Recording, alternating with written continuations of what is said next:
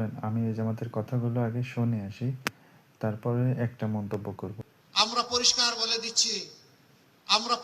বলে দিচ্ছি 17 মাস আমরা মামলা বাণিজ্য করি নাই, 17 মাস আমরা দখল বাণিজ্য করি নাই, 17 মাস আমরা কোনো মায়ের ইজ্জতে হাত দেই নাই, 17 মাস আমরা কোনো মানুষের গুম হারাম করি নাই, 17 মাস আমরা সমাজে সন্ত্রাস কায়েম করি নাই।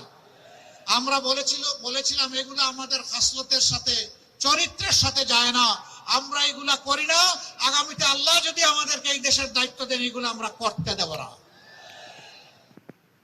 আসলে তার কথায় যুক্তি আছে যে 17 মাস আমরা অন্যায় করিনি, দুর্নীতি করিনি, চুরি করিনি, সন্ত্রাসী করিনি, ঘাট দখল, মাঠ দখল, চাঁদাবাজি করিনি, কোনো মা বোনের ইজ্জতের উপরে হামলা করিনি। তাহলে 17 মাস যেহেতু আমরা এগুলো করিনি, সেহেতু সামনেও আমরা করব না ইনশাআল্লাহ। কারণ 17 মাস তো আমরা করিনি, আমরা দেখিয়েছি যে আমরা পারি। 17 মাস যেহেতু পেরেছি, সামনের দিনগুলো পারবো ইনশাআল্লাহ। তাই এখনই সময় জামাতের পক্ষে সমর্থন দেওয়া, বাংলাদেশকে একটি শক্তিশালী রাষ্ট্র হিসেবে, গণতান্ত্রিক রাষ্ট্র হিসেবে, একটি কল্যাণকর রাষ্ট্র হিসেবে গড়ে তোলা। তাই সকলের প্রতি আহ্বান থাকবে ও হাতে ভোট দিতে হবে এবং দাঁড়িপাল্লাকে জয়যুক্ত করার জন্য শতভাগ চেষ্টা করতে হবে, যাতে করে আমরা আগামীতে একটি কল্যাণকর রাষ্ট্র করতে পারি ইনশাআল্লাহ।